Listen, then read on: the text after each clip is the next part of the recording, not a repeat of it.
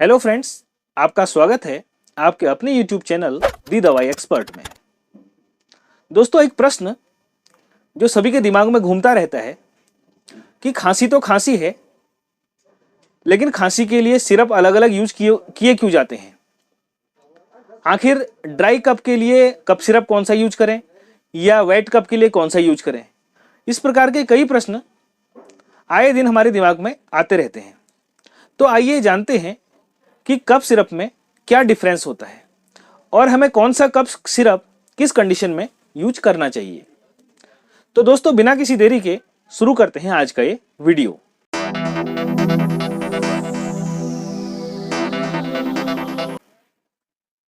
दोस्तों, सबसे पहले हम बात करते हैं वेट कफ की, यानी कि बलगम वाली खांसी, प्रोडक्टिव कफ, इसको हम कई नामों से जानते हैं।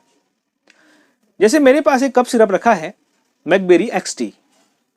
इसमें जो मॉलिक्यूल है, इसके आधार पर हम निर्धारित करते हैं कि किस पेशेंट को कौन सा कफ सिरप लेना है।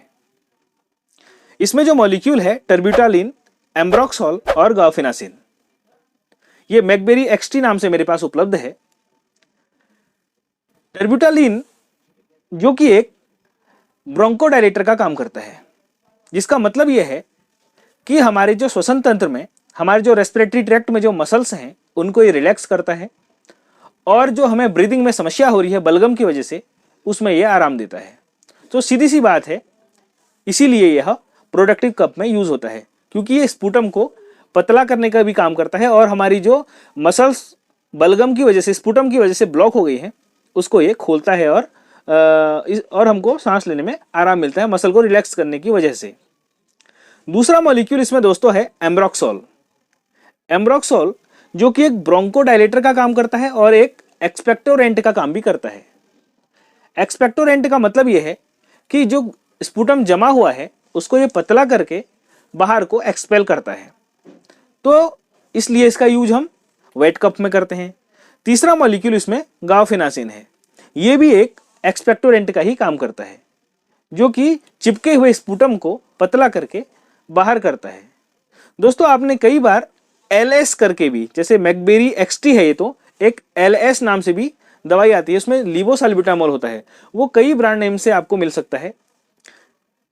तो उसमें होता है लिवोसाल्ब्यूटामोल, अगर आप देख पा रहे हैं तो यह है लिवोसाल्ब्यूटामोल।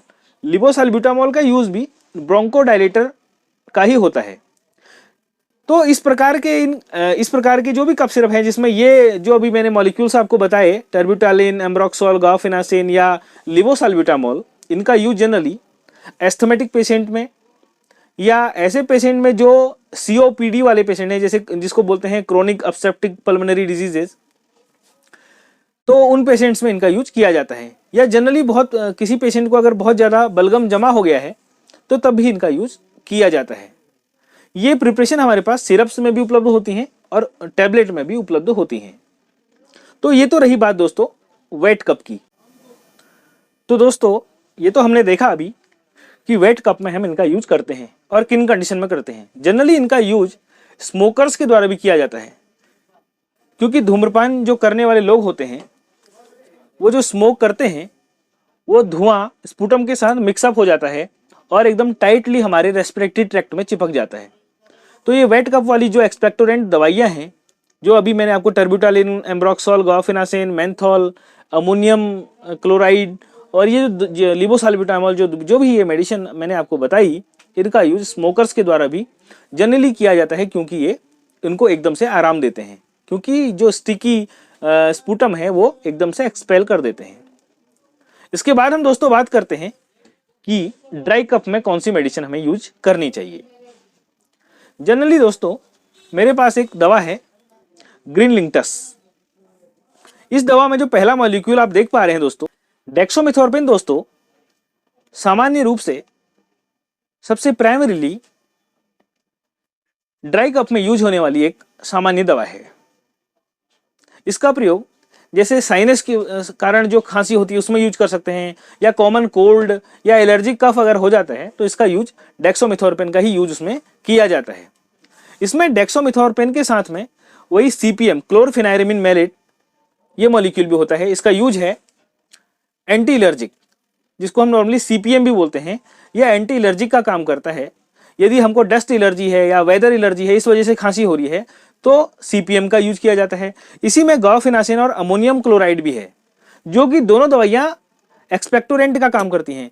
अगर नॉर्मली डस्ट या एलर्जी की वजह से हल्का फुल्का स्पुटम जमा हुआ है तो उसको भी ये एक्सपेल आउट कर देते हैं।